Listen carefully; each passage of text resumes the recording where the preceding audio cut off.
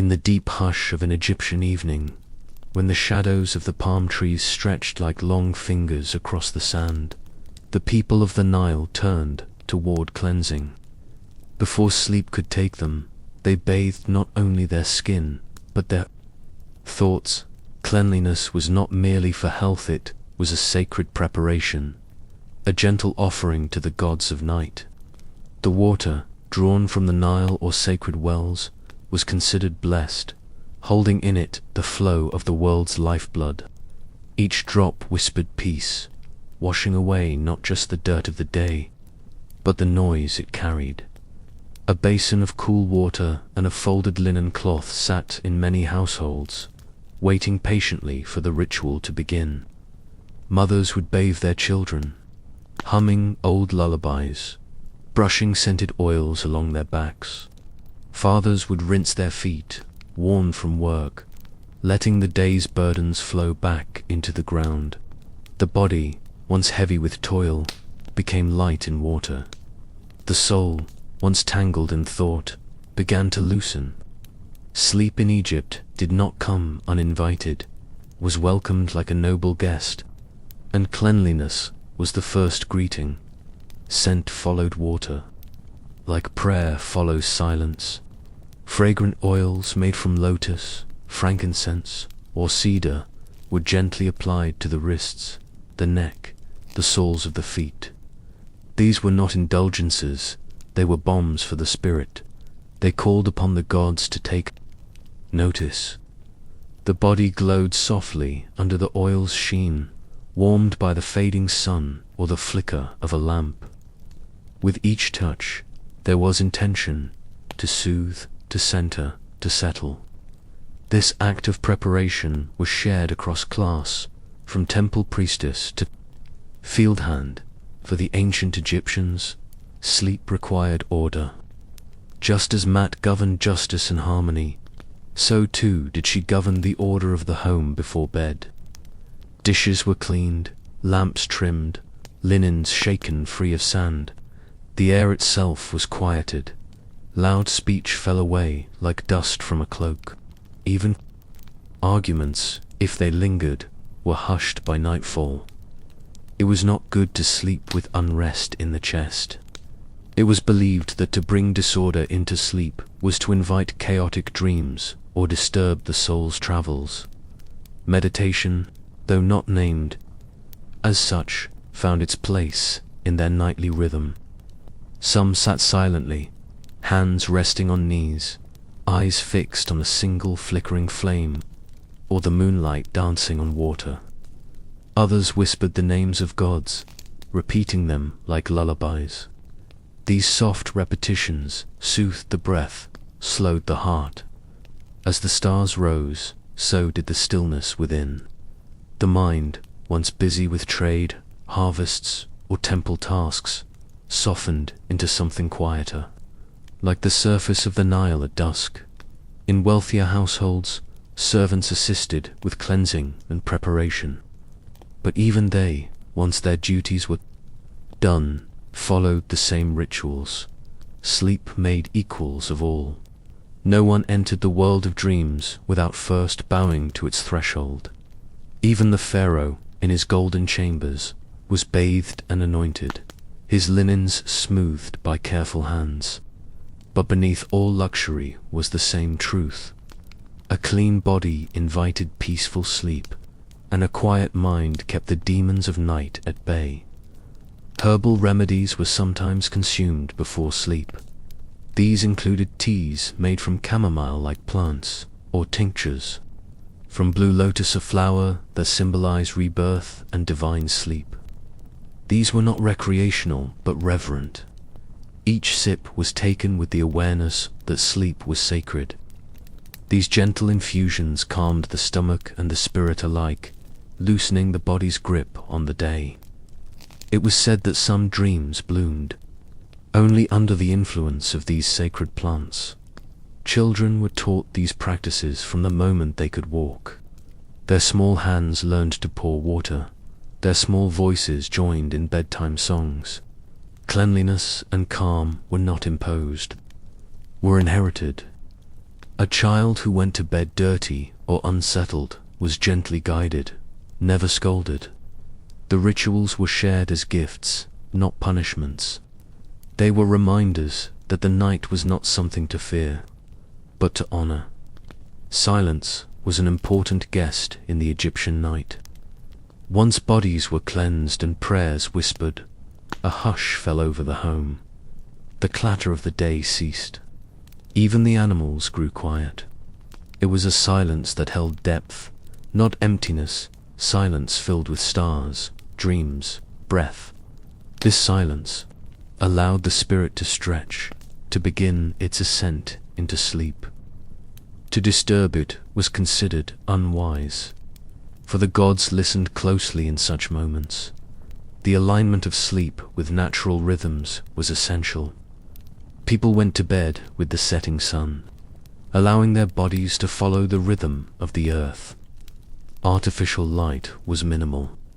A single flame, perhaps, or a faint glimmer of moon reflected in a bowl of water. These gentle cues reminded the body that it was time to rest, not to resist. Darkness was not to be driven, a wheat was to be embraced. As a holy presence, rich with unseen life, before lying down, many would offer a final gesture of thanks. This could be as simple as a hand pressed to the heart, or a murmur of gratitude to Isis, Bastet, or another guardian of night.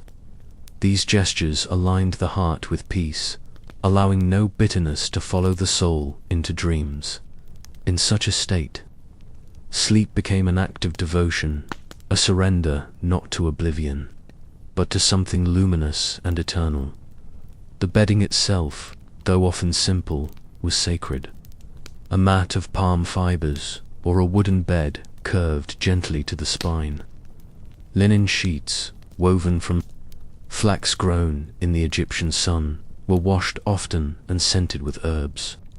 Some placed small charms beneath their pillows, amulets against nightmares, or symbols meant to attract prophetic dreams. Every object touching the sleeping body was chosen with care, and every motion leading to sleep was woven with intention. 4. Those who lived near temples, the chime of distant sistrums, or the chant of priests, became a lullaby. The sounds of devotion echoed softly through the night air. These tones, vibrating low and slow, acted like cradles for the spirit. It was believed they carried the sleeper gently into the dream realms, where gods whispered their truths in images. The air itself was rich with meaning. Those troubled by unrest would visit healers or wise women. There, they might be given specific rituals to bathe beneath the moon, to burn certain incense, to sleep facing a certain direction. Each element of their evening was adjusted like the strings of a harp until harmony was found. The goal was always the same, not just to sleep, but to sleep well, and in alignment with all that was sacred and true. Even illness was treated with cleansing and calm. A fevered child would be cooled with water drawn under starlight, soothed by stories whispered from grandmother to granddaughter. Their body would be washed gently, as if preparing it for a meeting with the gods. The belief was clear: sleep healed, but only if invited with purity and quiet. Anything else was seen as an interruption of the soul's deep work. Sometimes, entire households would sleep together in the open air, especially during the hottest nights. The sky stretched above them like a painted ceiling, the stars blinking slowly in rhythm with their breath. These nights were filled with shared silence, punctuated only by the wind or the creak of reeds. There was comfort in proximity, but also in the vast space between each dreamer and the stars. Those nearing death were given the cleanest linens, the purest oils. Sleep was seen as practice for the final journey. If one could die as peacefully as one slept, they were considered blessed. The moments before death were treated like a long twilight nap. The same rituals, the same silence, the same gentle reverence. In this way, sleep and death shared a doorway, each a passage into a world beyond the waking. For the ancient Egyptians, a restless night was not merely uncomfortable, it was spiritually disruptive. If a person tossed and turned, they might consult a priest the next morning, seeking to understand what disharmony had crept in. Was there guilt? Was there envy? Was something left unsaid? Sleep reflected the soul's condition, and to purify it meant to examine one's heart. Even dreams of unrest were treated as valuable messengers. Even the animals of Egypt were believed to sleep in harmony with divine rhythms. Cats, sacred to Bastet, slept long hours and were observed for signs. If a cat dreamed and twitched its paw or cried out in sleep, it was believed the veil between worlds had thinned. Watching the way animals slept offered lessons in peace. Their soft breathing, their curled bodies, these were reminders of the stillness one must cultivate. Each night, after all the preparations, the Egyptians would finally lay down. Some curled to the side, some rested on their backs, arms folded like Osiris. The final breath before sleep was often slow and intentional, like drawing the night into the lungs. Then came the stillness. No more movement, no more thought. Only the sound of the wind, the scent of oil, and the quiet descent of the spirit into the sacred realm of dreams. And when sleep came, it came gently. It wrapped around the body like linen, light and cool, carrying the soul down rivers of stars. And memory, the mind stilled, the breath deepened, and all that remained was silence. Clean bodies, quiet minds, and the certainty that in the sacredness of night, one would be cradled by gods, guarded by dreams, and awakened with the soft touch of the morning sun. When the last amber light of Ra dipped beyond the horizon, Egypt transformed. The daytime heat, relentless and unyielding, gave way to something altogether gentler. The air, once thick with dust and sun, cooled and whispered like water flowing through reeds. The ancients believed this night air was not ordinary wind, was the breath of the gods, drifting down in long, unseen waves to nourish the soul and purify the body. With every inhale, one did not merely draw in air, but a fragment of divine presence, drifting softly between the palm trees and temple walls. The first breath taken after sundown was often held, cherished, then released with reverence. In that sacred exhale, many whispered thanks to Shu, the god of air, who stood between earth and sky, separating chaos from order with his invisible hands. Shu's breath, they believed, filled the night. The soft breeze that played across rooftops and stirred the linen curtains was seen not as mere weather, but as a message, as guidance, as comfort sent from beyond. Breathing became not only a necessity, but an act of prayer. As the world cooled and shadows lengthened, families would move to the edges of their homes into terraces, into courtyards, or underwoven canopies so they could fully greet the sacred wind. Children would lie still on mats as their elders recited ancient words, and women would comb out their hair, allowing it to catch the breeze like river grass sways beneath currents. The air flowed through them as a river flowed through the land, cleansing, renewing, sacred. To breathe deeply was to participate in eternity. The night air carried not only the scent of cooling stone and distant lotus, but also memories. Ancestors, it was said, could speak through the wind. If one sat still enough, long enough, the sigh of a long-dead mother or the distant laughter of a forgotten friend might return on a midnight breeze. This made the night air a living archive, one that stored more than sense. It stored souls, echoes, fragments of time. The temples, too, welcomed the air. Their massive columns did not seal out the night. Instead, they invited it in. The open ceilings and broad archways allowed the breath of gods to pass through them freely. Priests, in silence, would sit in inner sanctuaries and listen not for spoken words, but for the messages riding within the night wind. These messages were not always clear, but they stirred the heart, settled the mind, and often guided dreams. The wind could carry prophecy at night. The breath slowed naturally. This was no accident. The body aligned with the world around it, just as the stars moved more slowly across the sky than the sun. The breath adopted a gentler pace.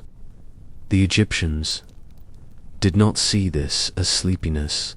They saw it as synchronization. To inhale slowly under the stars was to match one's rhythm to that of the cosmos.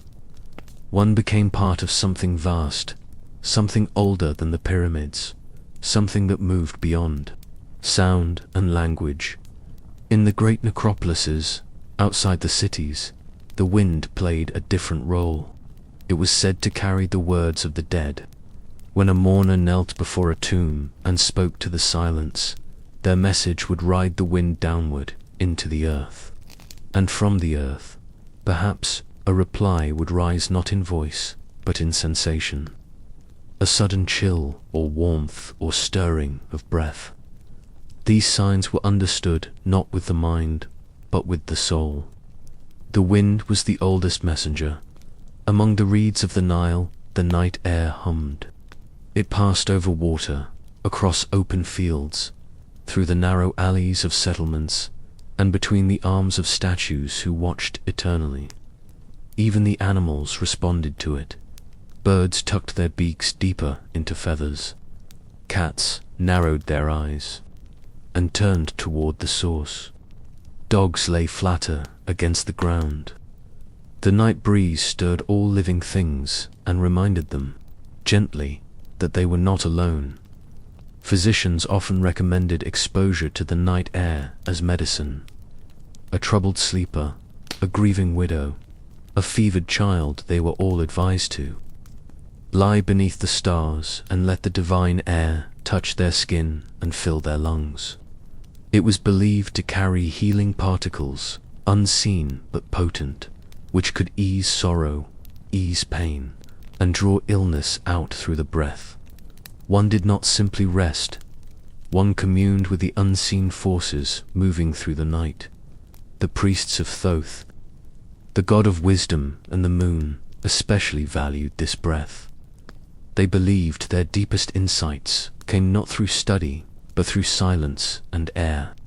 Long after the temples closed, these scribes would walk the perimeter of sacred lakes or sit upon stone steps, inhaling deeply, allowing the air to clear not just their lungs but their thoughts.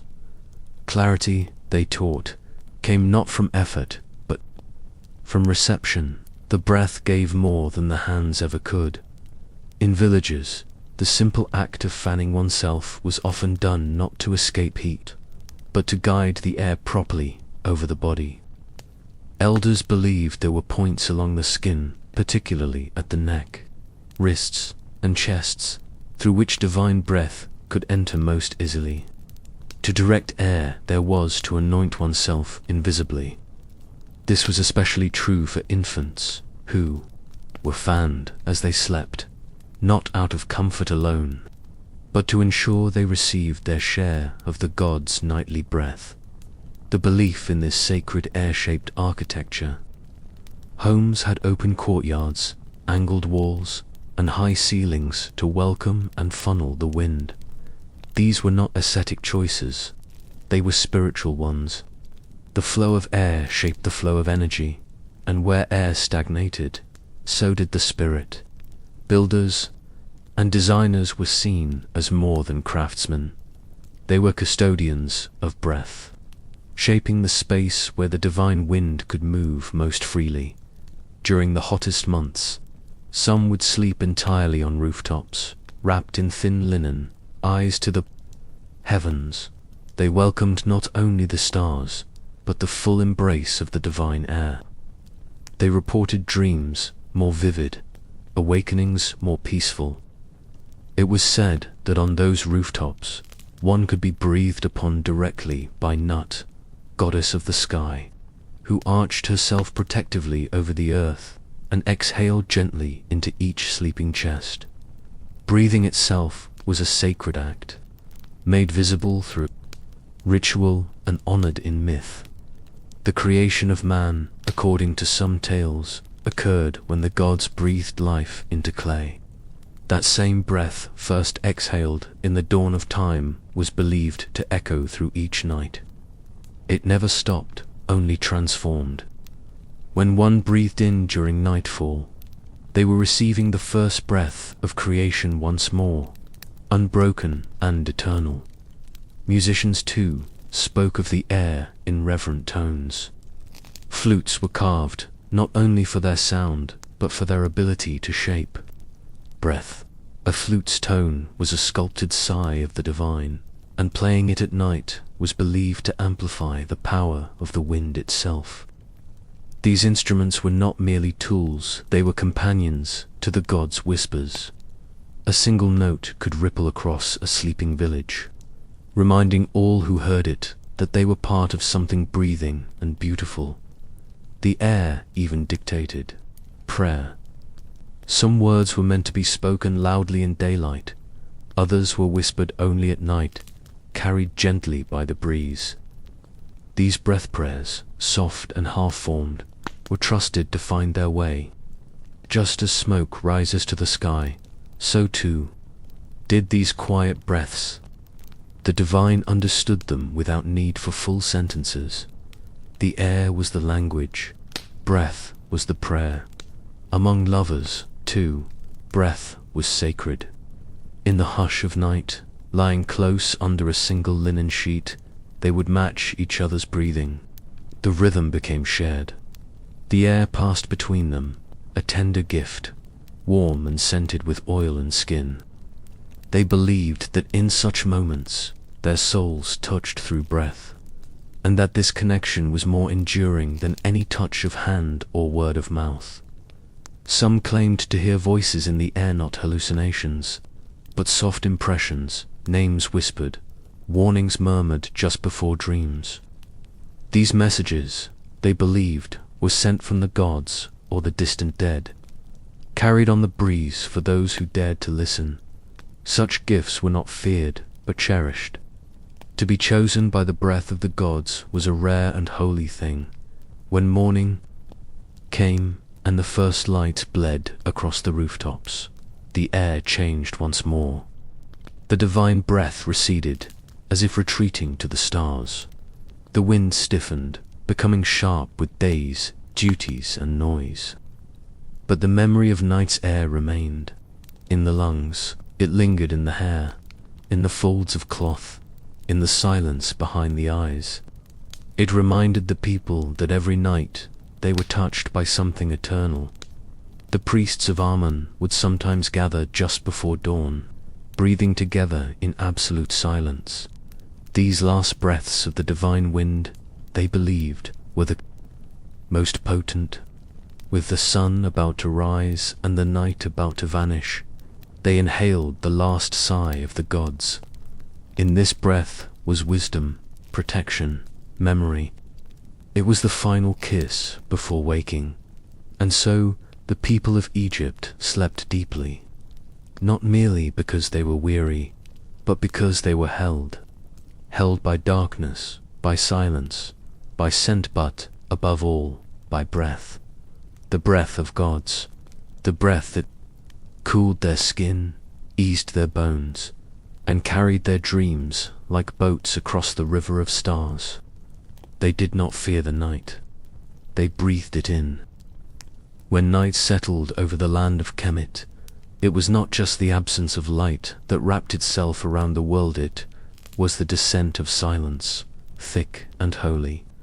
In that sacred stillness, not a hush born of emptiness, but a deliberate offering, made by the world to the gods, Every sound that had once claimed dominance during the daylight hours bowed in reverence. Silence was not voided with presence, and in Egypt, it was the most honored of all the invisible forces. The people understood that silence held weight, just as stone did, just as gold did.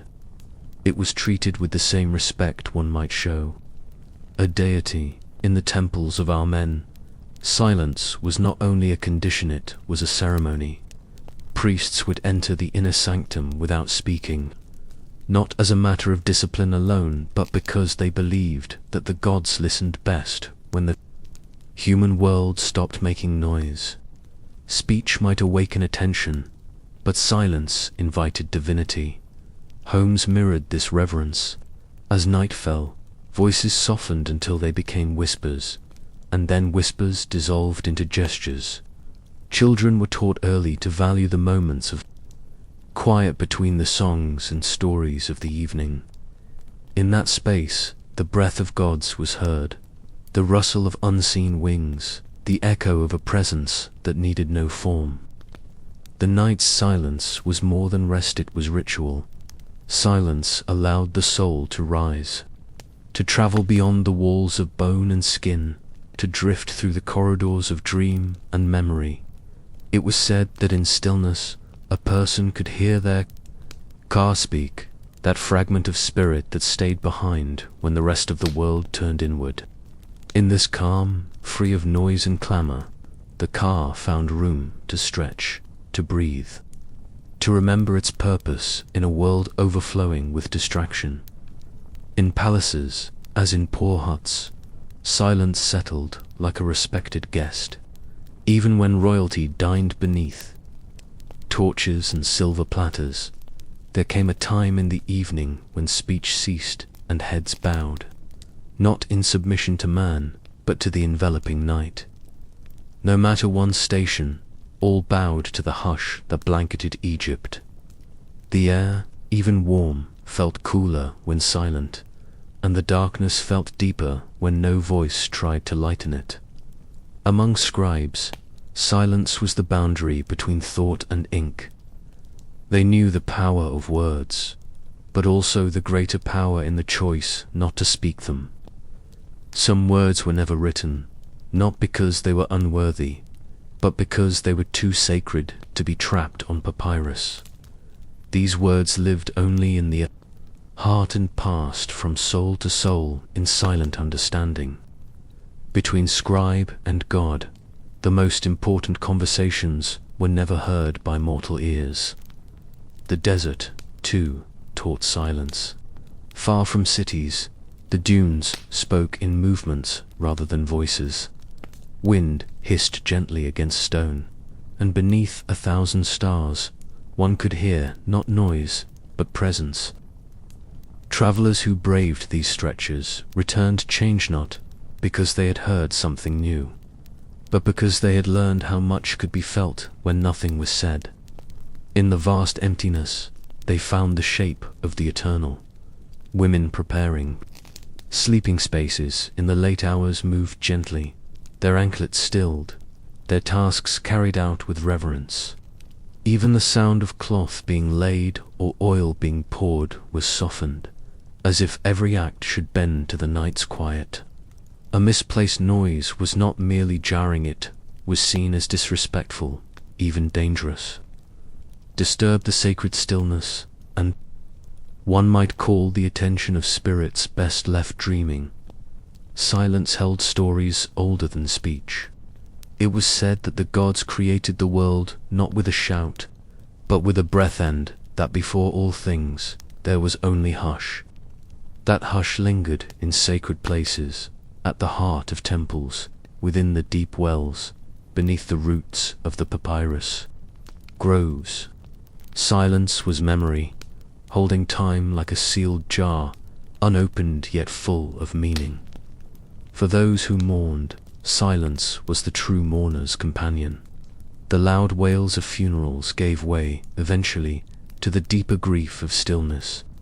In those moments, beside the tombs, or in the quiet of one's bed, grief did not need a voice. It spoke in the ache of the chest, in the long stares at nothing. The dead, it was believed, could hear us best when we said nothing at all. Guardians of the dead, the Anubis priests, cloaked themselves in silence. Their rituals were not shouted, but whispered or entirely unspoken. Every movement, every placement of amulet and linen was a prayer enacted in silence. The absence of voice gave the rite its weight and ensured that the transition from life to afterlife was not marred by clamor. Death deserved a quiet that life could rarely afford. In sleep, silence carried the soul into dream. It was the bridge between the conscious and the eternal. No song was needed, no chant recited. Just as boats traveled the Nile by current, not force, so too did the spirit travel by stillness, gliding on the breath of quiet. It was believed that if one died in silence, they would awaken gently in the field of reeds, greeted not by a call but by a knowing. Even the gods had their silences. Thoth, lord of knowledge, was known to retreat into quiet when great truths came near. Isis, in mourning for Osiris, spoke less and listened more, and in doing so, discovered secrets no chant could reveal. The gods themselves respected silence, as the space where true wisdom lived, untouched by the clutter of words or the noise of mortals. Silence was considered a form of cleanliness. Just as the body must be washed with water and oil before temple entry, so must the voice be washed with quiet before prayer. Those who approached the altars without silence were thought to bring dust with them, dust of the world, of worry, of ego. Only silence could purify what the day had dirtied. It prepared the soul to kneel. Children played by day, but by night even their laughter faded. They were told tales of spirits who wandered the edges of homes, listening for those who could not still themselves. To be quiet was to be invisible to the wrong forces and visible to the right ones. In silence, one was safe, not hidden, but protected. The hush was a shield, invisible but strong. Within the walls of the temple libraries, silence was law. Not a whisper stirred among the scrolls of sacred texts. Even the act of turning a page was done with care. The hush was not about fear, it was about respect.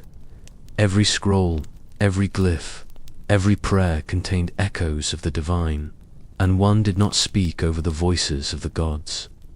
One listened, always, one listened. Night watchmen walked the outer perimeters of noble homes and temples without speaking. Their footsteps, light and even, were the only permitted sounds.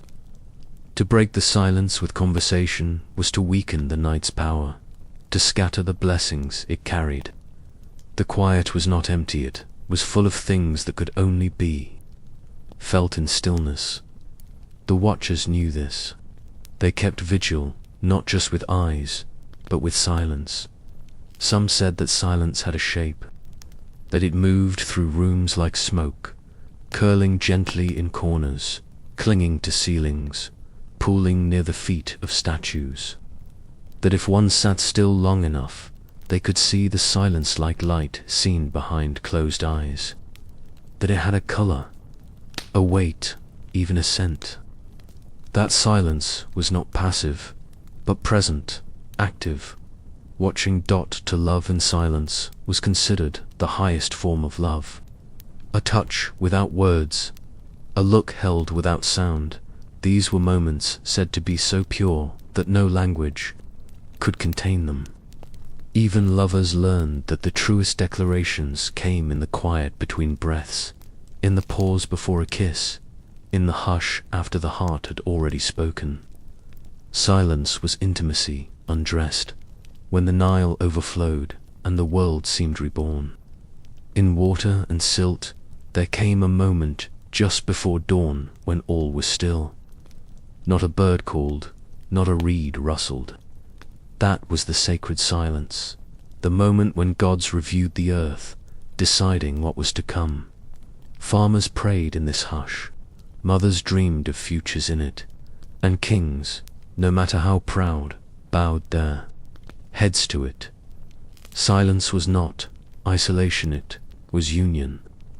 To sit in shared silence with another was to know them more deeply than through endless talk.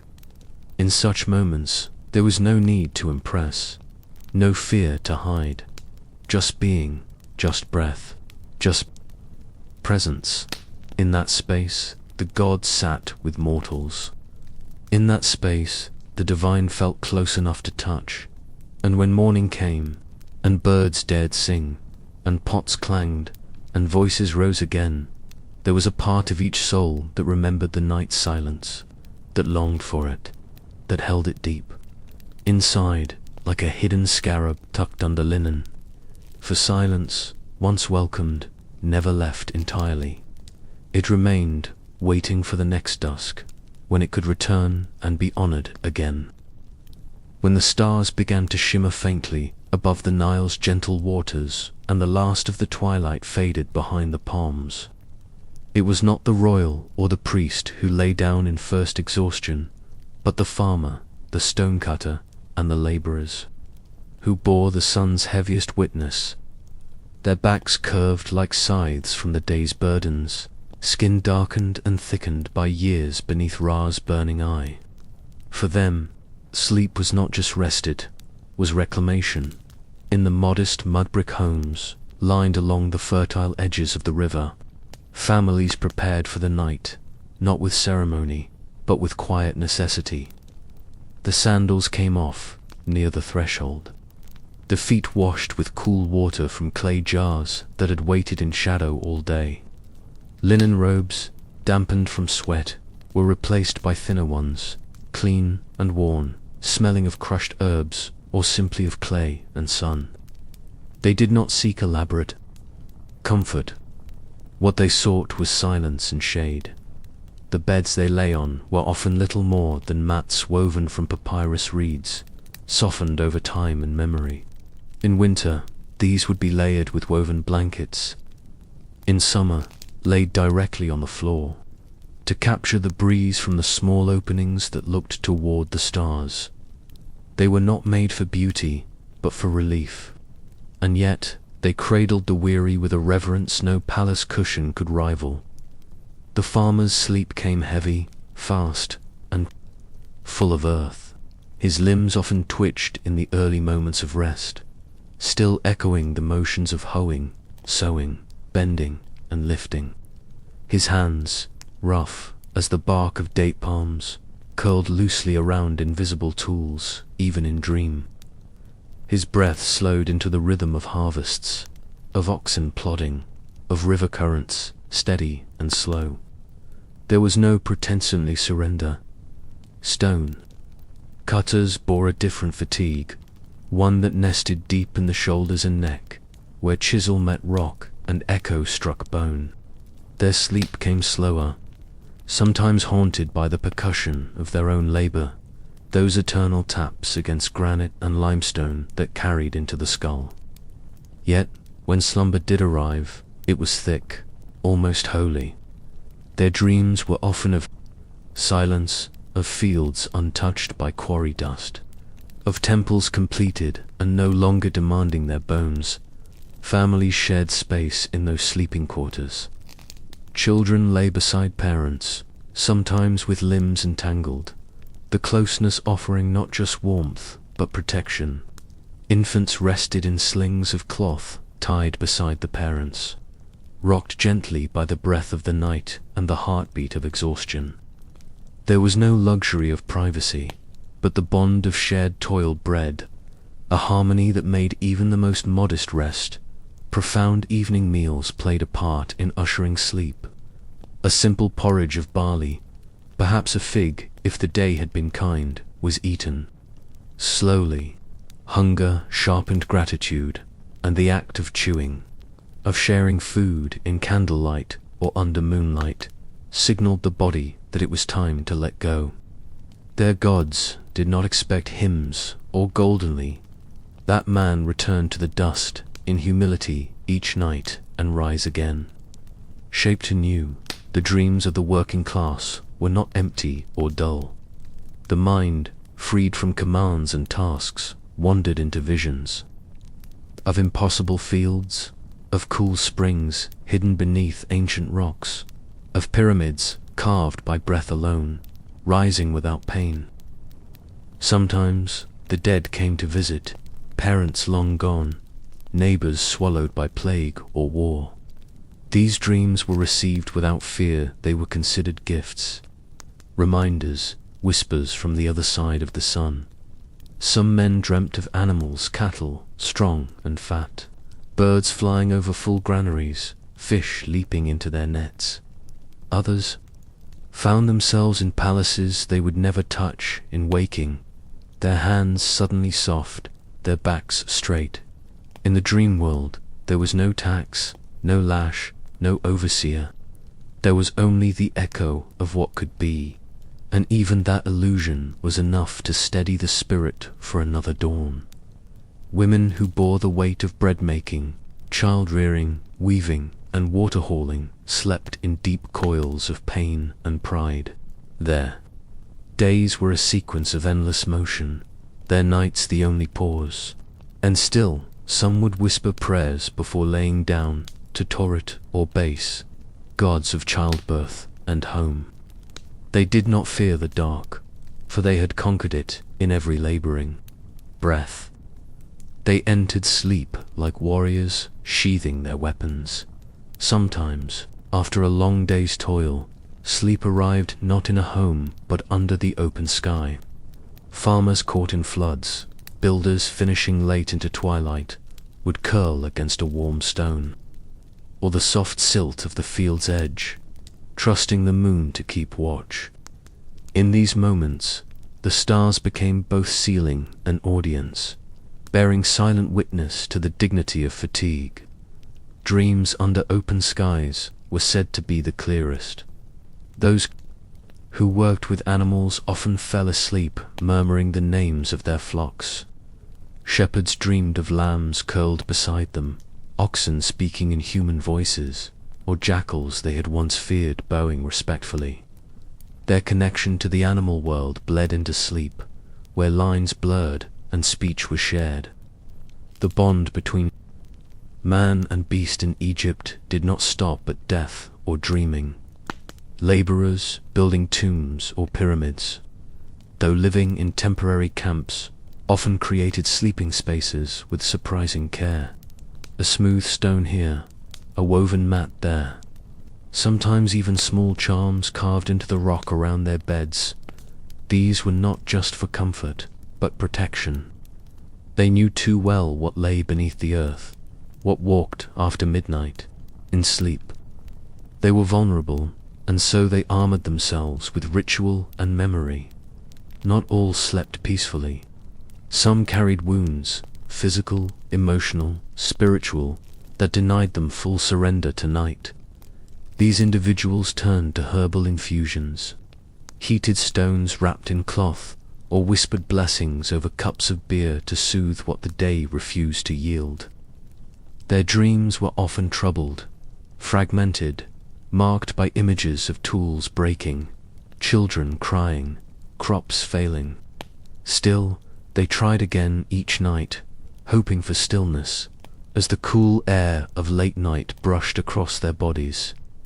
Many would turn in their sleep toward the sound of the Nile. It whispered in constant cadenza, lullaby composed in the language of reeds and currents. It reminded them that time flowed, that hardship passed, that even the mightiest stone was smoothed by water eventually. The river, in its eternal presence, rocked them gently into the arms of dream. In villages, dogs settled in silence, their breathing rising and falling with that of their human companions. Donkeys brayed once and then stilled. Chickens roosted, tucked tight in their coops. The entire world, it seemed, understood the sanctity of the farmer's sleep. It was not to be disturbed without cause. Even the wind tiptoed through doorways, and past clay lamps that still smouldered low. The cycle was understood without clocks.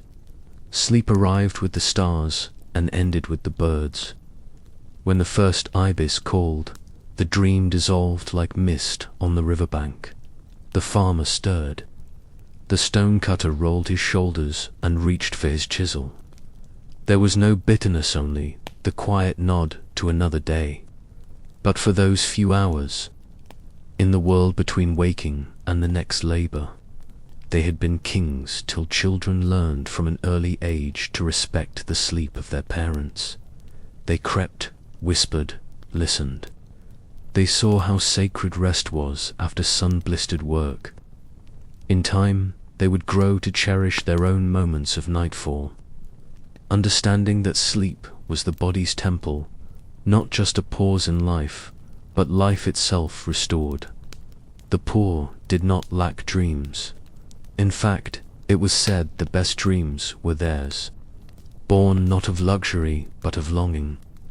The gods, after all, did not weigh a man's sleep by the silk on his bedding, but by the honesty of his labor and the humility in his heart. It was whispered that even pharaohs envied the sleep of a tired farmer. The depth of it, the purity, the unquestioned surrender. When illness took a worker, sleep was both curse and balm. He would drift for hours, sometimes days, unsure if the waking would return.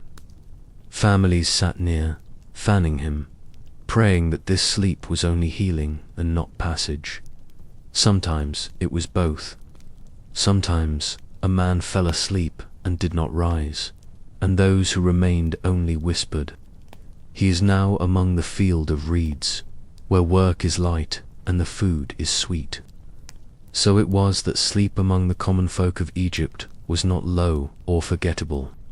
It was sacred, it was remembered, and when they awoke, muscles aching, bones weary, they did so not with complaint, but with the strength born of dreams shaped by calloused hands and hopeful hearts.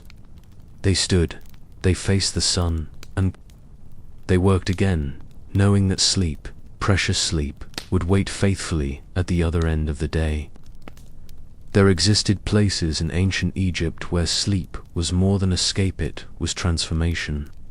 These were the temples of healing, the sanctuaries of Imhotep and Serket, of Thoth and Isis, where the boundary between dreaming and divine intervention blurred into something sacred and whole. Here, sleep was not rest, it was a ritual, an offering, and an open gate through which gods might walk gently into the chamber of a human's pain. Pilgrims came from across deserts and deltas, carried by ox cart or river bark, drawn by rumors of miraculous recoveries. They brought with them fevered children, women bleeding without cause, men bent by invisible wounds. These supplicants did not arrive for potions or scalpels alone. They came seeking the dream, the vision that would point them toward healing or give peace when healing could no longer come. They called this rite incubation. The temple of Imhotep at Saqqara was among the most revered of these dream sanctuaries. Its priests understood the body and the spirit not as separate spheres, but as a single weave. Patients were cleansed upon arrival, stripped of worldly dirt and grief, in pools sacred to the goddess of purity. The act was not just hygienic, it was symbolic. Illness, they believed, was a misalignment with Mat, the universal balance. To sleep in the temple, one must be aligned in mind, body, and breath. The sleeper was then led to a chamber neither luxurious nor sparse, but perfectly arranged to draw in divine presence. Soft mats were laid upon cool stones.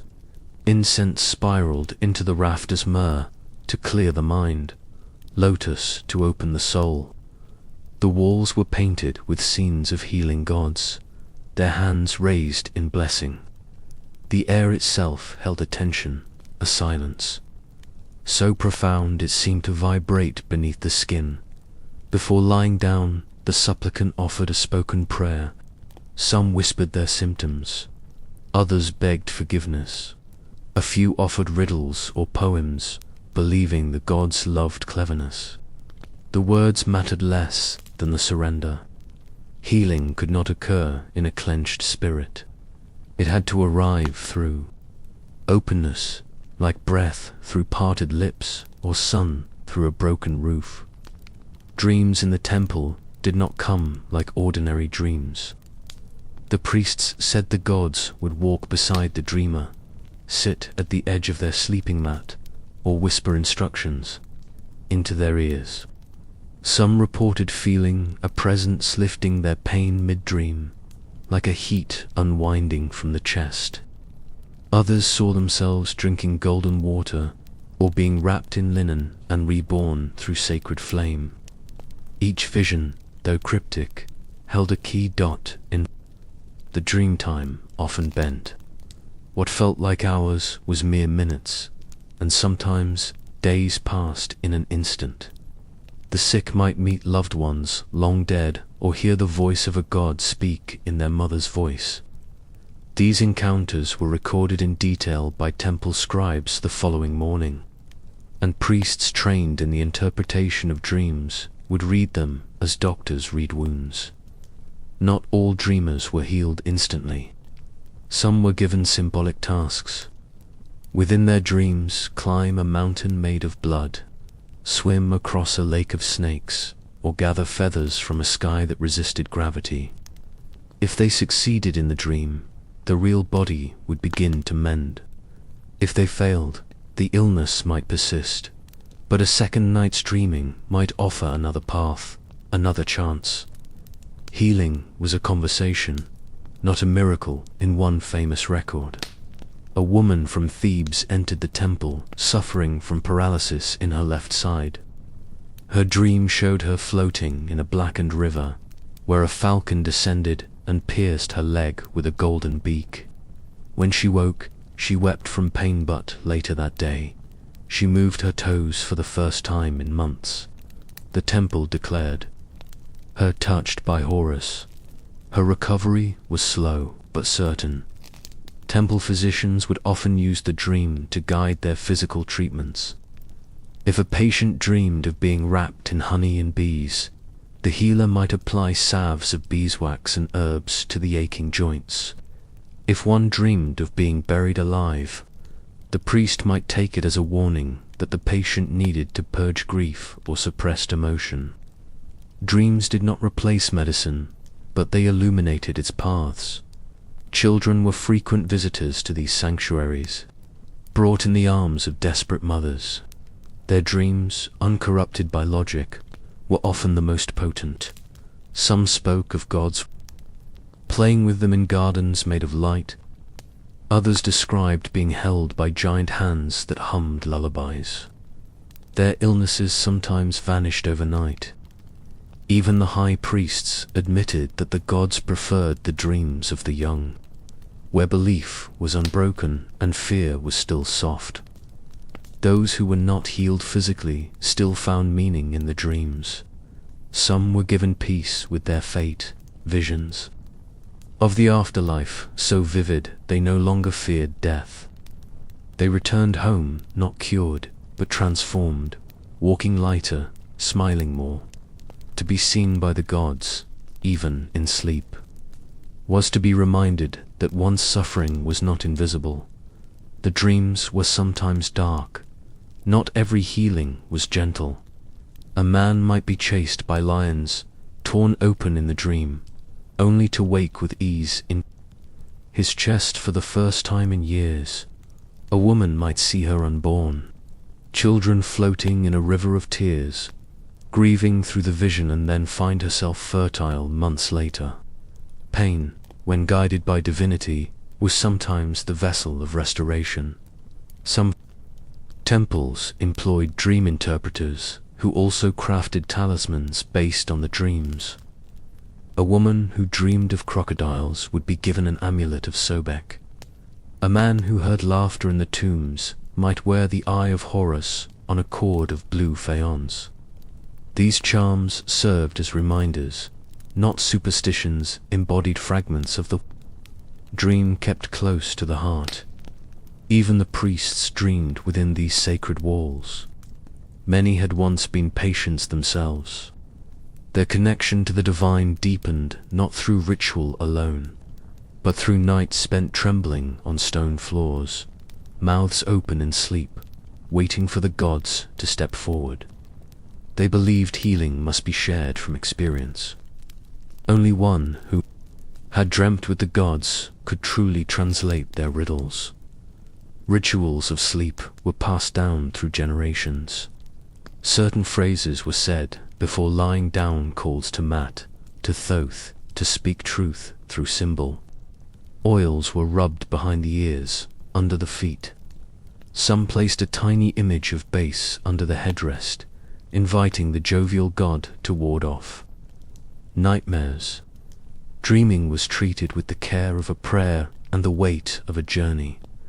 The temple did not open its dream chambers to all at once. Some were asked to wait days, fasting and preparing, meditating in shaded courtyards where doves called and sycamores swayed. The waiting itself became part of the medicine, softening the spirit, clearing the body of indulgence. By the time one was allowed to dream, the body was ready to listen. Word of these healing dreams spread far beyond Egypt. Foreign dignitaries sent offerings, begging for space in the sacred chambers. Stories told of Nubian generals who regained strength after visions of firebirds, or Phoenician merchants who claimed to hear the exact ingredients of a healing tea whispered by Isis herself. Egypt's temples became legends, not for the architecture alone, but for the worlds they opened within sleeping minds. Not everyone believed. Some scoffed at the idea that sleep could heal, that dreams were more than chemical flickers. But those who had lain on the cool mats beneath temple ceilings, who had heard voices not their own speak truths they could not deny, returned home changed. Faith, once touched by vision, no longer required proof. To sleep in the temple was to surrender more than consciousness. It was to step into the realm of the sacred, to risk being seen completely, flaws, wounds, fears all laid bare before unseen eyes. It was to hope that the gods still walked among men, if only in the soft light of dreams, and that pain, no matter how old, could still become a door.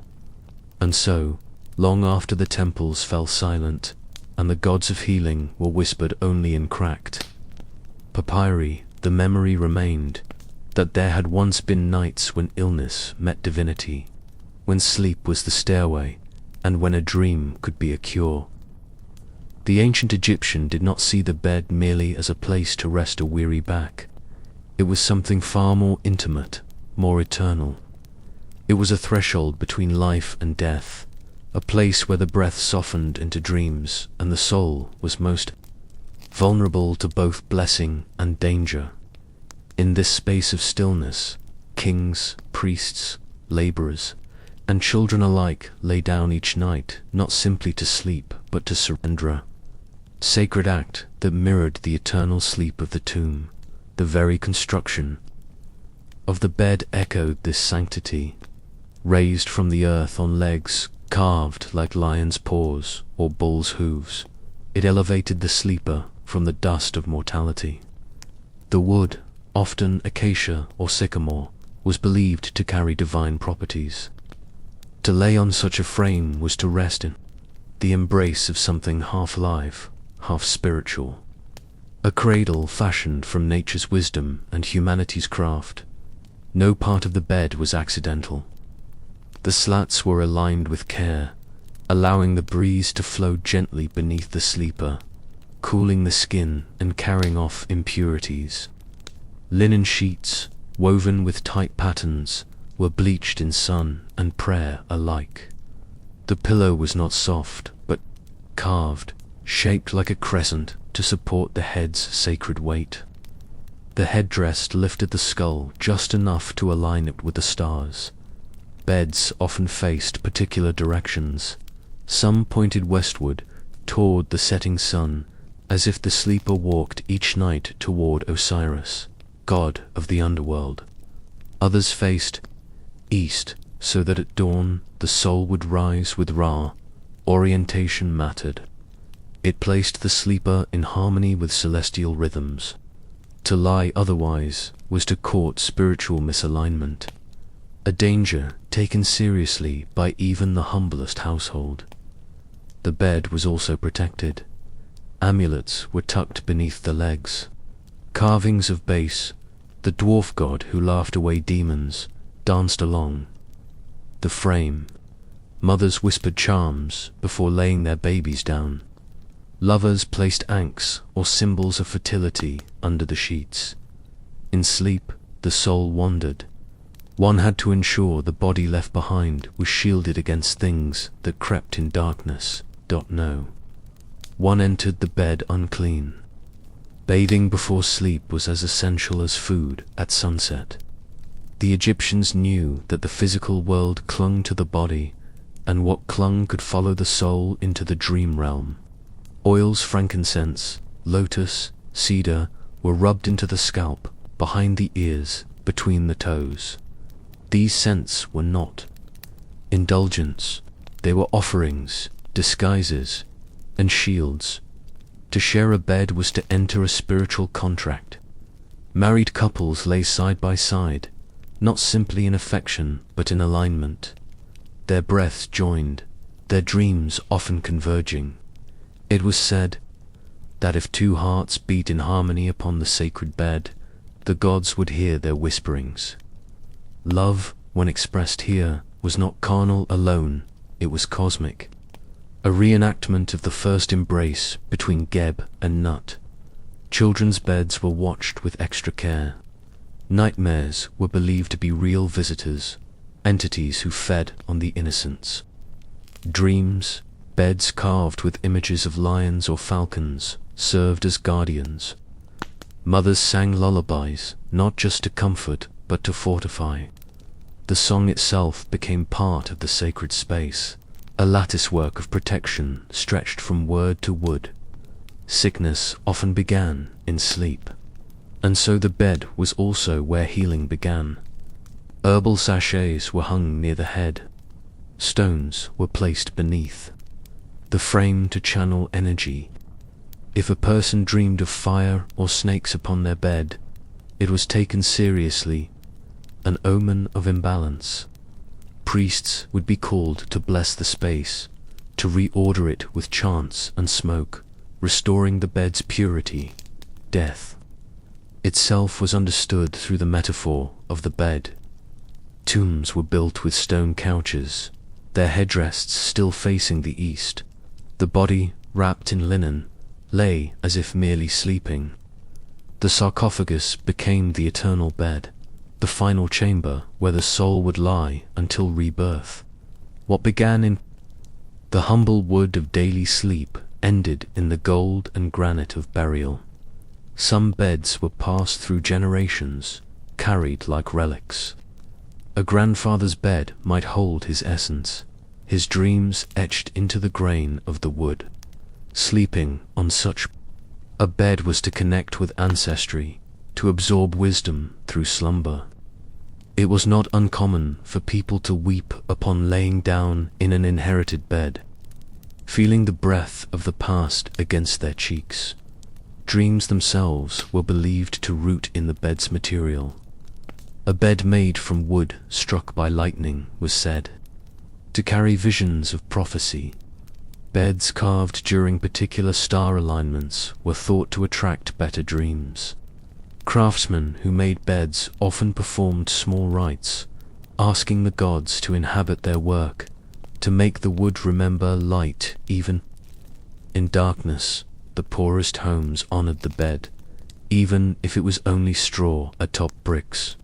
Mothers smoothed the bedding with the same care as queens. They aligned the bricks, swept the corners, placed tiny charms made of shell and red beside the sleeping child. In these acts, love became ritual. A mother's touch sanctified the ground beneath her child's spine. Even the pharaoh's bed was more than opulence. Gold leaf and lapis inlay adorned it, but its structure remained the same. He too required protection from dreams and demons. His bedchamber was a temple of quiet. Only the closest servants entered. He slept not just as a man, but as a bridge between worlds. If he dreamed wrongly, the fate of Egypt could tilt. Insomnia was feared, not only for health, but for spiritual consequence. A body that could not sleep was one that resisted divine recalibration. Temples offered herbs and rituals to aid sleep. Blue lotus wine, chants under moonlight, whispering of sacred names until the eyelids grew heavy. Sleep was a duty, not laziness. To miss it was to skip communion with the gods. Many lovers met in dreams, their waking lives too constrained by class or duty. On the sacred bed, through slumber, they found one another again. Some wrote of it in poetry.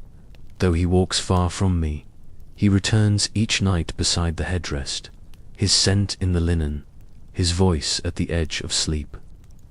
These lovers spoke more truth in silence than in letters. To be banished from one's bed was a punishment worse than starvation. Husbands cast out for betrayal, wives removed for curses spoken, were said to lose their dreams first, and then their minds. Sleep on a floor never carried the same sacred rhythm. Without the correct alignment, even breath seemed to grow sharp and shallow, like a blade against the ribs. In households struck by misfortune, the bed was sometimes dismantled and rebuilt. This ritual act invited change, allowed bad energy to be removed board by board. The frame was washed in Nile water, left to dry in sun and prayer. Then it was reassembled at sunrise, with new linen, fresh oils, and sacred words etched along the legs in charcoal. The bed was also where forgiveness was sought. Quarrels ended there, with hands reached across the linen. Parents apologized in soft tones before laying beside their children. Friends, after long disputes, slept side by side to mend the invisible wounds. Sleep stitched what words could not. The sacred bed became a place of quiet reconciliation. In times of grief, the bed became a place of haunting. Widows laid on one side, fingers clutching empty space. Some refused to change the sheets for days, hoping the scent would linger. They whispered to the linen, asked for dreams to bring back the lost. Sometimes, they claimed, the weight of the departed could be felt again, just for a moment before dawn. Even in myth, the gods had beds. Hathor rested upon clouds shaped like cushions. Osiris lay in gold that never cooled. The heavens themselves were imagined as one great bed draped in stars, where the universe slept and awoke in cycles. The sacred bed of earth echoed the cosmic bed of the sky. Both were places of becoming, unraveling, and return. The bed was a map, a vessel, a mirror. To lie down each night was to release the day's burdens, to float briefly beyond time, and in that sacred pause between heartbeats, between breaths, one did not simply sleep. One became a seeker, a vessel, a soul adrift toward eternity.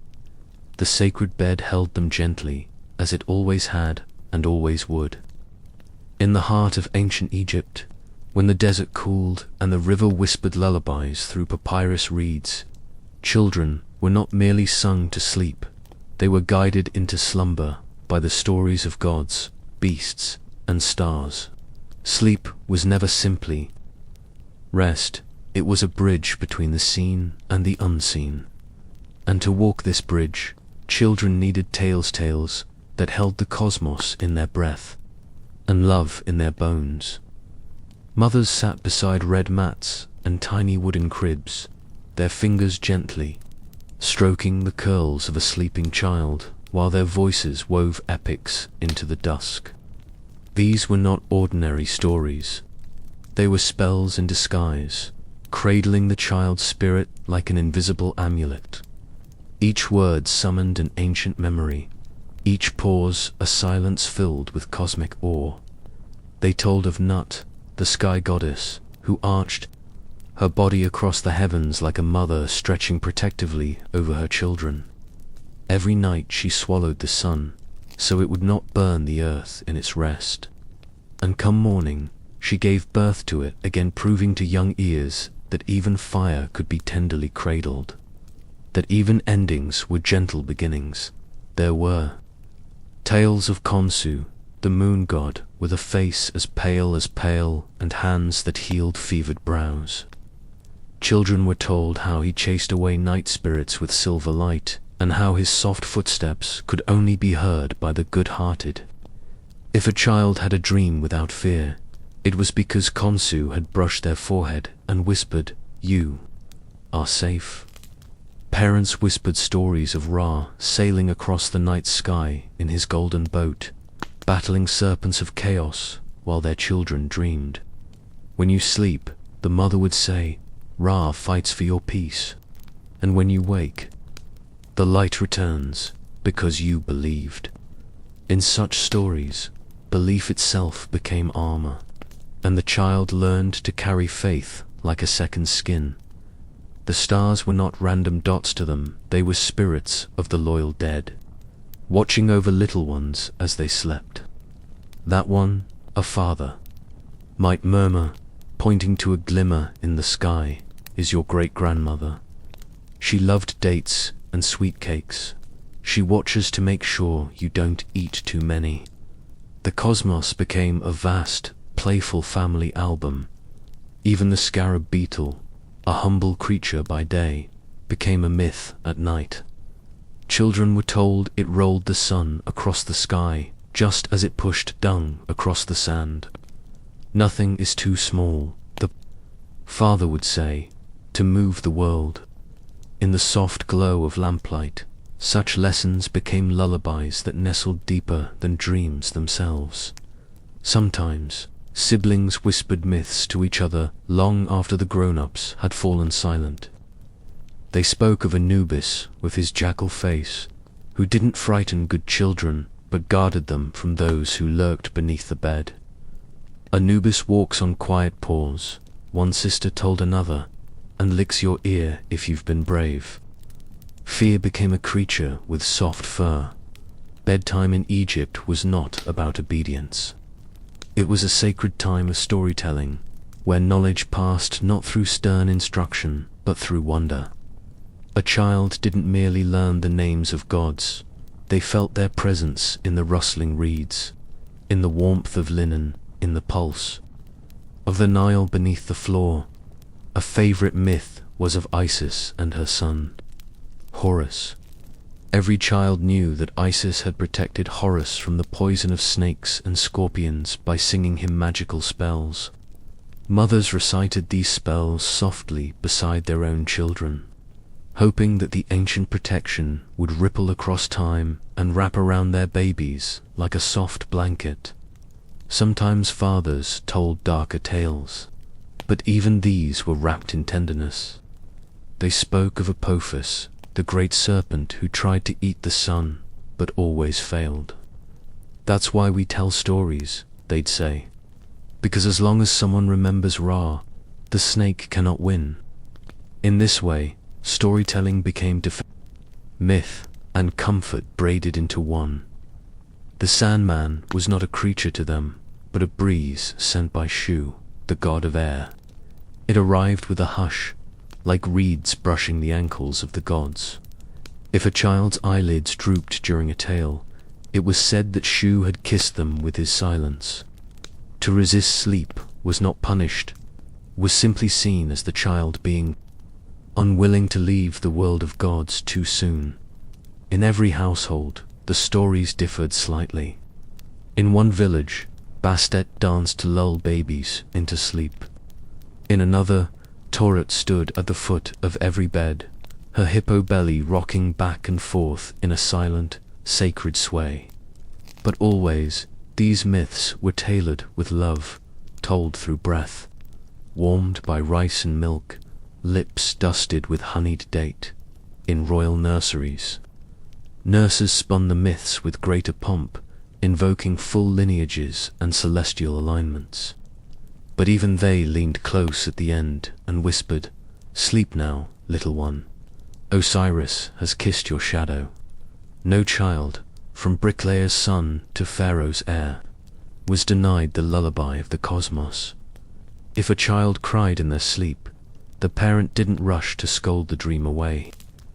They pressed an ear to the child's lips and listened. "He's dreaming of Sekhmet," they'd say, but she only growls to test his courage. Even nightmares had value. They were tests, messages, puzzles wrapped in divine imagery. Girls often dreamed of Hathor, goddess of music and motherhood. They would wake with cheeks warm and murmurs of golden cows and tambourines. Boys might speak of falcons and sandstorms, symbols of Horus's trials. In every morning retelling, these dreams became part of the growing child's personal myth, adding a verse to the song of their life. The beds themselves were shaped to resemble the world. Some had carvings of the 4 cardinal points, with headrests bearing symbols of rebirth. Beneath many mattresses, amulets were sewn eyes of Horus, feathers of Mat, to guard the soul as it wandered the dream realm. Sleep was never simple, it was a voyage. There were chants known only to mothers, taught by their mothers, who were taught by theirs. These lullabies contained names of forgotten gods, syllables that soothed the bones. Ha Menet, Ta, Shu, they'd hum, over and over, until the air itself remembered. Even the flies stopped buzzing when such magic was spoken. One ancient fragment found on papyrus read, "May your eyes close like the western gate, and your breath rise like incense to Nut's breast." Scholars believe it was a mother's blessing, said before tucking in her child. The line contains no command, no fear, only surrender to the infinite. Wrapped in maternal awe, when a child died, their myths were carved into their tomb. She flew with Khepri. He dreamed of the lotus pond of Ptah. Grief, though immense, was softened by story. Parents believed the child simply crossed deeper into the world they had been told about every night.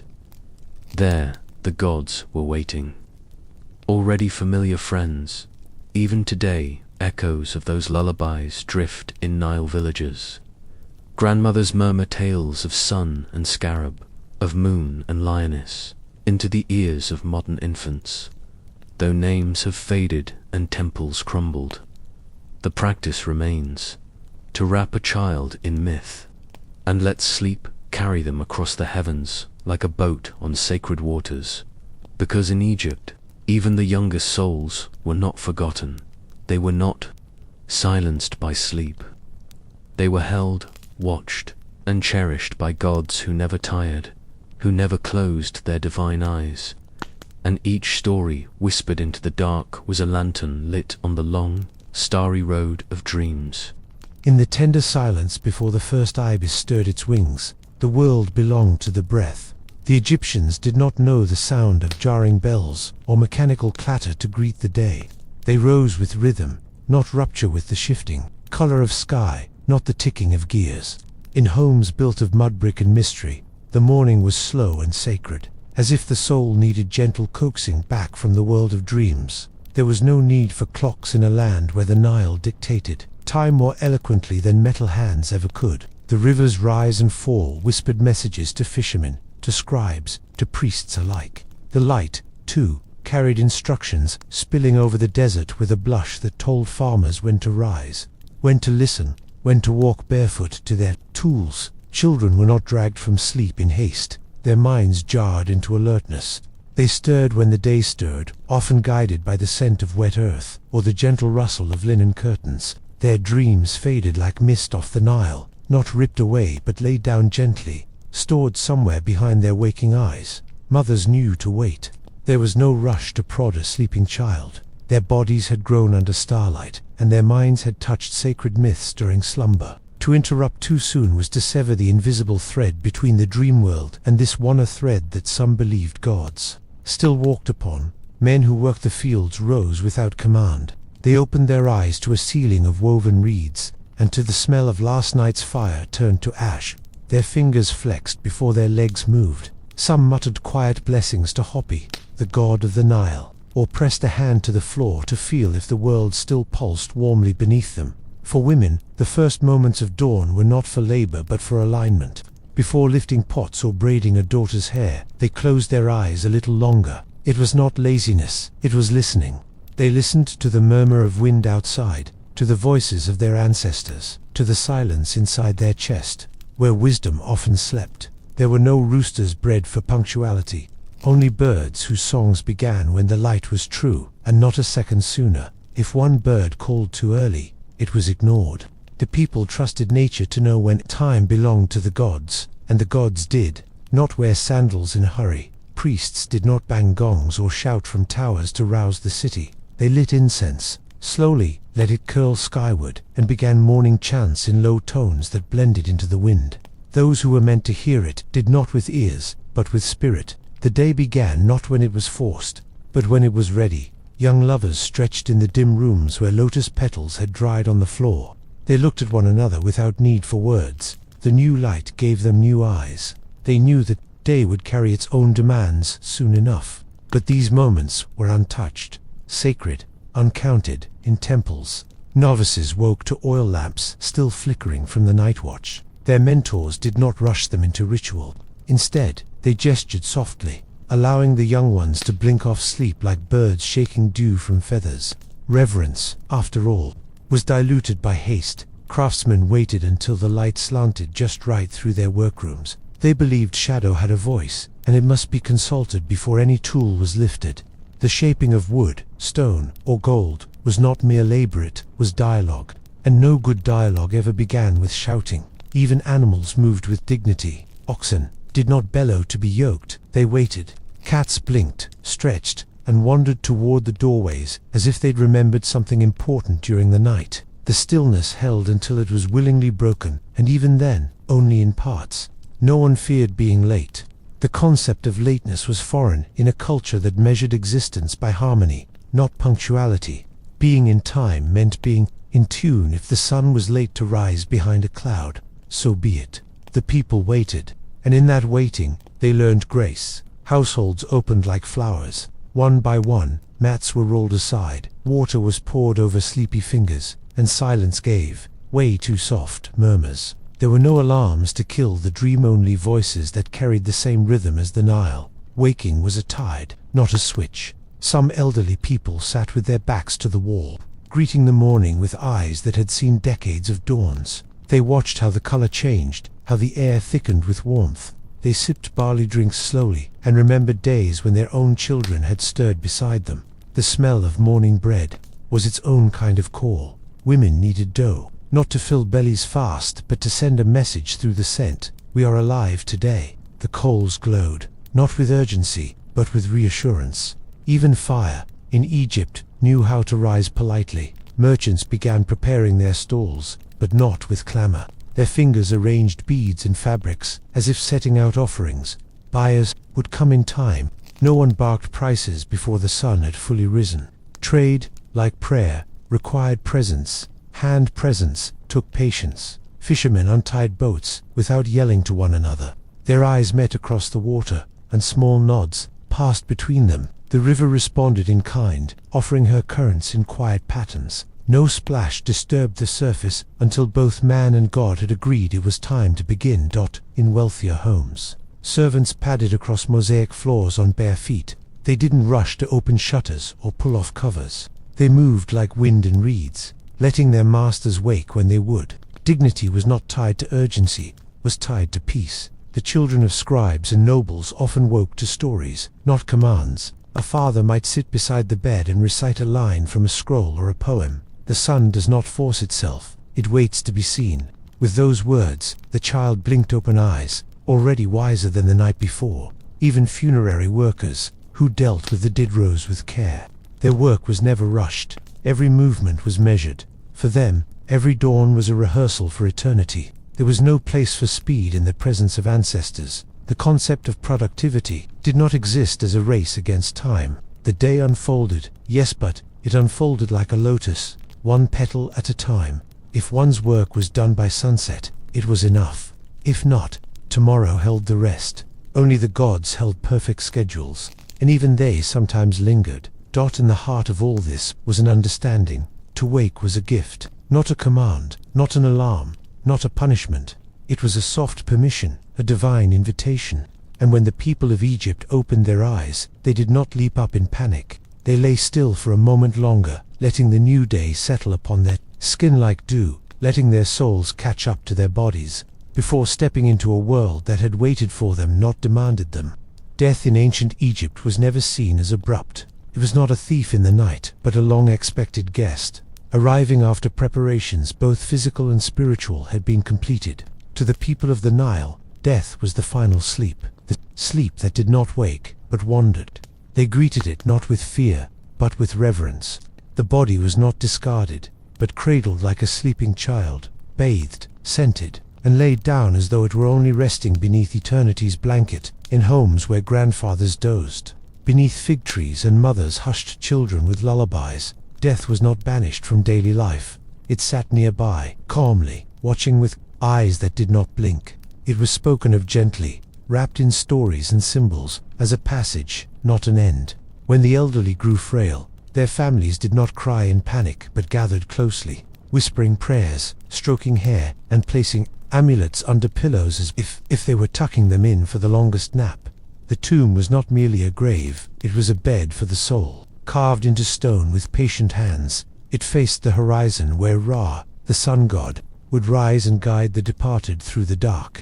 Offerings were placed as if to provide a midnight snack for the journey ahead: bread, dates, wine, and texts to whisper in sleep. The tomb paintings themselves were lullabies in color, telling stories of a life lived well and a life to be continued. Beyond this slumber, priests performed rituals not to mourn but to guide. They read from the Book of the Dead as if it were a bedtime story, with each spell a verse that kept nightmares at bay. Incense rose like the final breath of a dreamer slipping into darkness. There was no screaming, no howling, only hymns and soft chants that swirled like silk in the sacred air. These rituals were lullabies, sung to the soul as it curled deeper into Osiris's embrace. Even the poorest wrapped their dead in linen. No one was abandoned. If a body could not be embalmed with costly oils, then love became the perfume. Families cleaned and dressed their dead in quiet devotion, smoothing hair and aligning limbs so the soul would not be disturbed on its path. Death demanded tidiness, not tears. Like a child's bed made fresh before sleep, the body was prepared. With gentle precision, children were taught from a young age that death was not chaos, but a kind of order. Just as the sun set and returned, so too did the soul pass into night to await its dawn. They watched animals die and were taught to bury them respectfully, placing small stones or whispered prayers near the earth. It was training for a reverent adulthood, where even insects might be mourned, and dreams of the dead were honored like visitations. Mourning was not noisy. It moved like a slow river, deep and reflective. Mourners wore simple linens, not to show despair, but humility. Eyes downcast, they whispered to the deceased, as if they were merely sleeping in another room. Grief was allowed its space, but not permitted to destroy. To weep was sacred, but never to scream against the god's design. After all, death was not punishment. It was the return. Tombs were stocked with belongings, not for vanity, but for comfort. A favorite comb, a carved doll, a worn necklace, a broken flute, each object a memory, placed like a familiar scent beside the sleeper. They were reminders of joy, placed near the body to soften the threshold. Just as one clutches a trinket while drifting off, the dead were given their tokens to carry into the next world. Like lullabies made solid. Kings prepared for death the way others prepared for a wedding.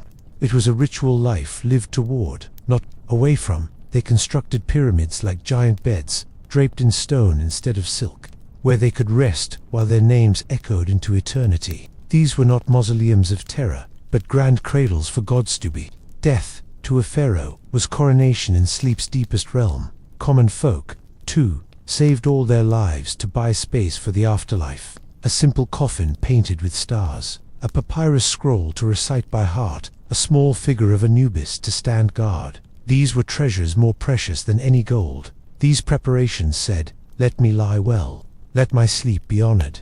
No matter the wealth everyone hoped for, rest beneath sacred silence. Dreams were believed to continue even in death. A well-prepared sleeper might wake in paradise, where reeds swayed forever and food never spoiled.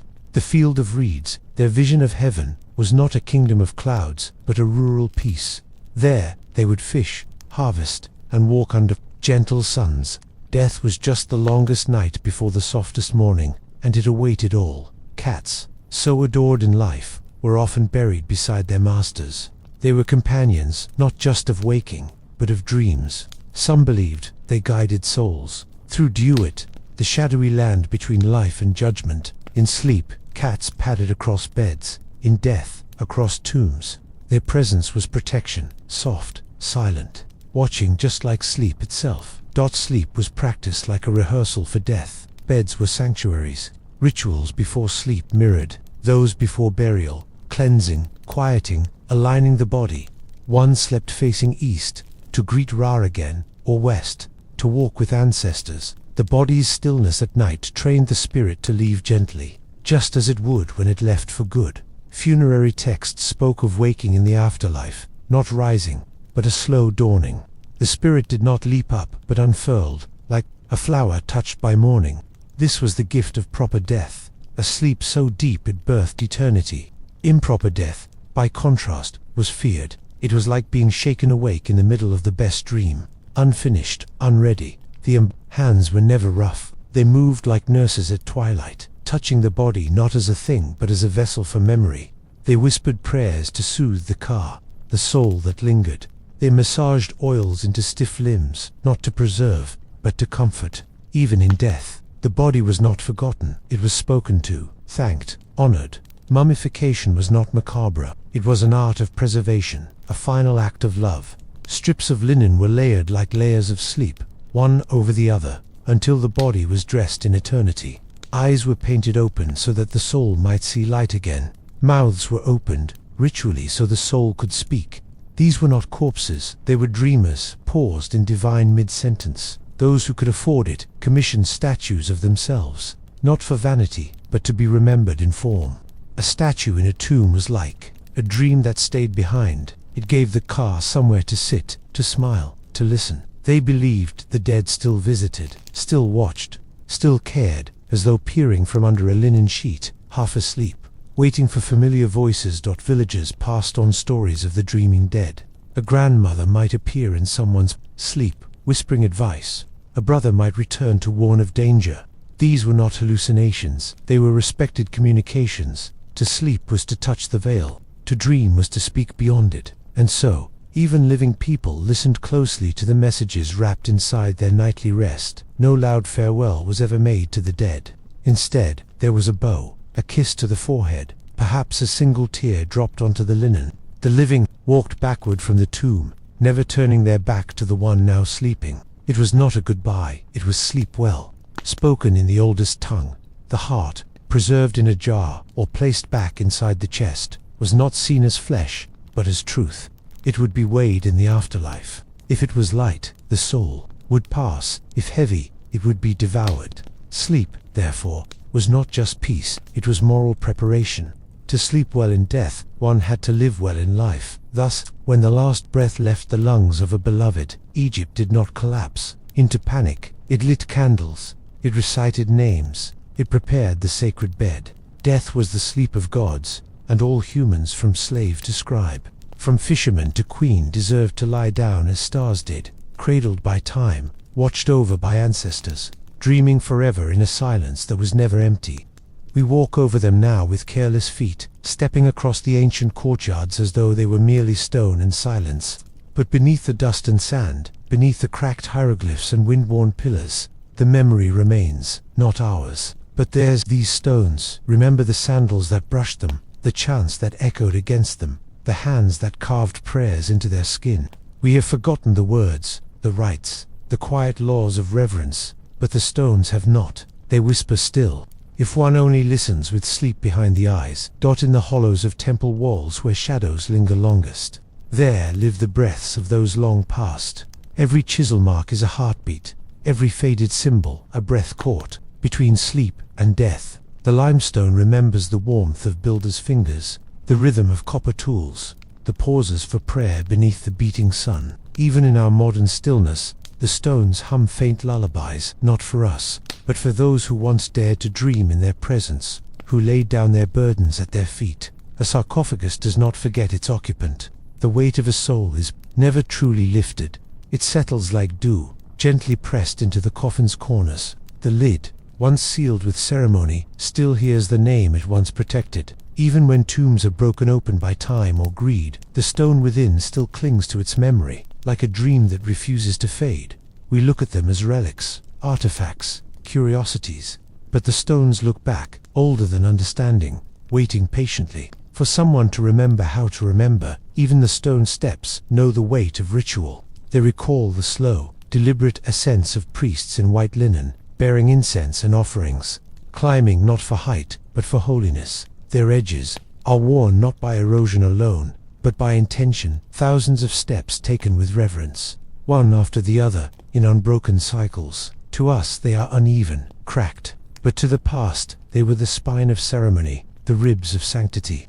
And still, they dream of feet that walked with purpose. Walls once covered in ochre and blue have faded, but not forgotten. Pigments may vanish under centuries of wind, but the grooves beneath remain, the outlines of stories told to gods and men alike.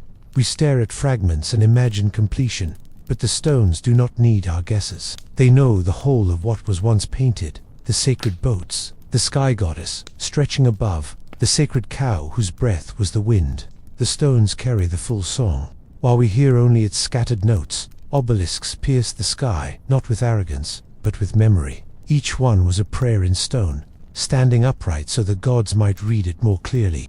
Their shadows moved like sundials of reverence, marking not time, but devotion. Even now, as they stand in cities far from their birthplaces, their angles still align with stars remembered by no man. They are stone, yes, but they are also record keepers, witnesses to solar hymns we no longer sing. The tomb ceilings, painted with stars, have not dimmed in their dreaming. They remember the heavens as they were mapped in sacred math, constellations bending over the dead like lullabies in ink. We look up now at the night sky and forget what those stars once meant. But the ceilings do not forget. They reflect a world where every spark in the darkness had a name, a story, a guidepost for the journey of the soul. They do not need telescopes. Their eyes are carved. There are courtyards where the echo still carries laughter.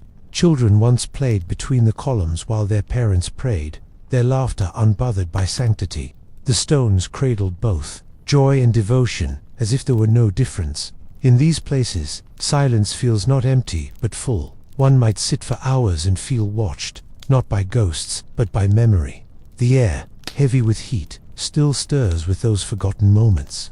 The stone holds them all, snug like dreams kept in a locket. Altars now bare were once saturated with offerings. Bread, wine, figs, oils, feathers, and tears were placed upon them not as superstition, but as deep communication. Each gesture meant something, was part of a language now buried, yet the altars have not lost the fluency of devotion. They still smell of old myrrh in the morning sun. They still echo with chants meant to be heard by unseen ears. Even now, they wait for someone to remember the words.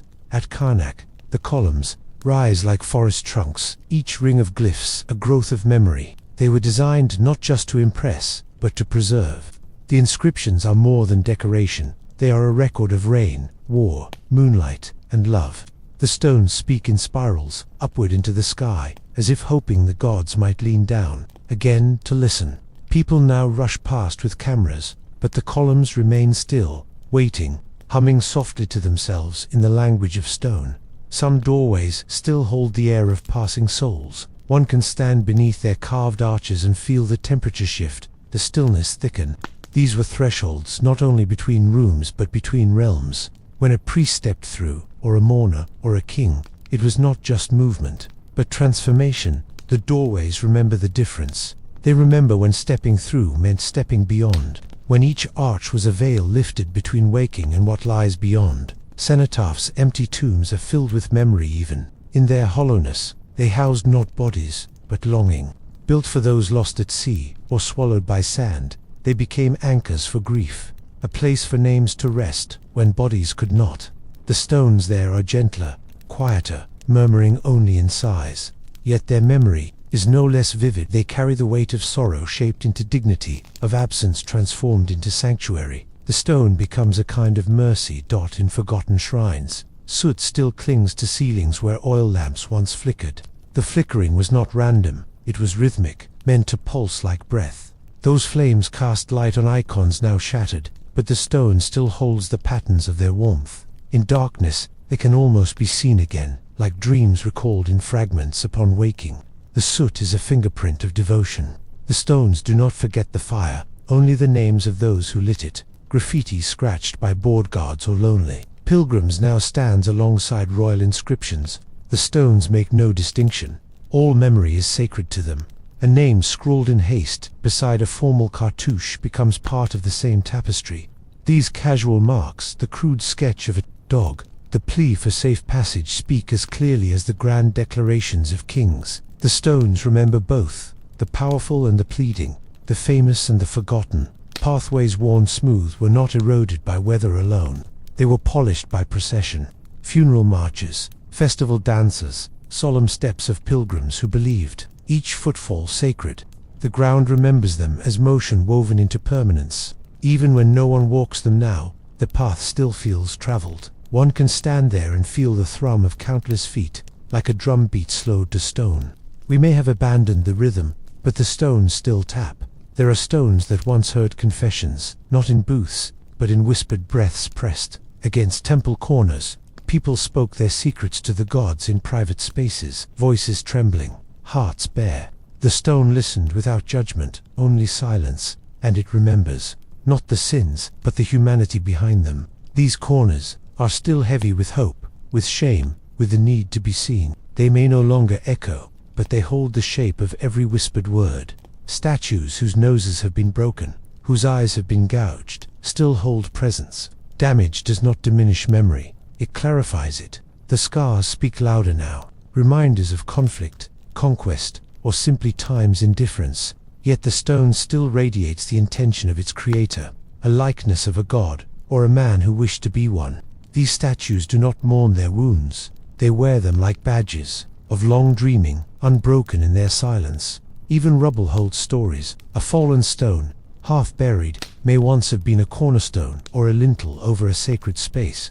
It lies crooked now, its purpose lost. But if you sit beside it, place your hand upon its surface, something stirs. Not a voice, not exactly. More, like a sense of depth, of presence. The memory has not left. It simply waits beneath the dust, like a dream yet to be remembered. All stones, even broken ones, are archives of once held truth. The Nile no longer reaches some of these stones, its course having shifted with time. Yet the stones remember the water. They remember the flood season, when fish swam through temple courtyards and priests sang to the rising tide. They remember wet footprints and laughter. Now the banks are dry, but the stone is damp with memory. Even in drought, they carry the weight of water not as moisture, but as longing. Some rooms have never been entered by modern feet, locked away by fear, collapse, or simply oversight. They remain perfectly preserved. The air inside has not been disturbed in centuries. The stones there sleep deeply, unbothered by our forgetting. But they dream still, of music, of incense, of prayers rising like smoke. If we ever return, they will remember us. They will open their silence like a book, and begin again where we left off. That we think we study them, that we extract their meaning, but truly, the stones study us. They watch our forgetting with patience. They watch the erosion of reverence, the replacement of ritual with distraction. Yet they do not despair. They were made to last, not just in shape, but in spirit. They endure in the hope that one day someone will lie down among them and listen as the dreams rise again. Asterisk.